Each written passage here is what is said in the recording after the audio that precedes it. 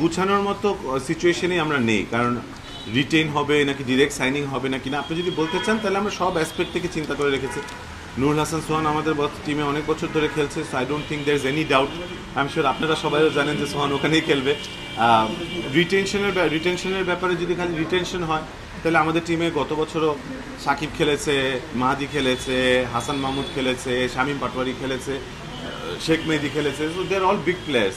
তো রিটেনশনের ব্যাপারে তাহলে আমাদের we have to pick and choose যে কাকে হওয়া উচিত। যদি ডিরেক্ট সাইনিংও হয় আমার কাছে মনে হয় না আমাদের বাইরে যাওয়া দরকার, because we have enough big players in our team. কিন্তু এখন পর্যন্ত ওই প্ল্যানিংটাতে যেতে পারিনি, কারণ এখন পর্যন্ত নিয়মটা এখন পর্যন্ত ফাইনালাইজ করা হয়নি। দেখেন সাকিব বাংলাদেশের সবচেয়ে বড় প্লেয়ার, এটা নিয়ে কোনো ডাউট নেই, কিন্তু ওর অ্যাভেলেবিলিটি নিয়ে তো এখনও ডাউট আছে। Availability is not in my control. It depends যে সাউথ আফ্রিকাতে খেলতে উনি আসেন না কিনা। সাউথ আফ্রিকা থেকে যদি উনি খেলতে আসেন তাহলে will have a bigger picture যে ঠিক আছে সাউথ আফ্রিকা যদি আসতে পারে তাহলে হয়তো পরে বিপিএল খেলতেও আসবে। সো বেসিক্যালি সাকিবের জায়গাটা এখন উই আর একটা স্ট্যান্ড স্টিল। ওনার স্টান্সের উপর ডিপেন্ড করবে যে আমরা ওনাকে রাখতে পারবো নাকি রাখতে পারবো না। যে আমি সাকিব আল হাসানকে অ্যাজ এ ক্রিকেটার চিনি, আমি অ্যাজ এ পলিটিশিয়ানও চিনি না, বা উনি ব্যক্তিগত লাইফে উনি কী করেন বা কী ব্যবসা করেন এটাও আসলে অনেস্টলি আমার আইডিয়া নেই।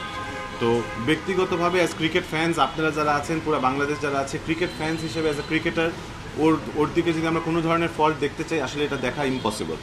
So as a cricketer, as a ক্রিকেটের একটা ম্যানেজমেন্ট বলেন, ক্রিকেট ফ্যান বলেন, আমি শিওর বাংলাদেশের কোনো মানুষ নেই যে চায় না যে সাকিব আল হাসান এসে বিপিএল খেলুক। সেটা আমরাও চাই, সেটা আমাদের ফ্র্যাঞ্চাইজে হোক, অন্য ফ্র্যাঞ্চাইজে হোক, বিপিএলের জন্য হোক, বাংলাদেশের জন্য হোক, Shakib Al Hasan will always be an asset.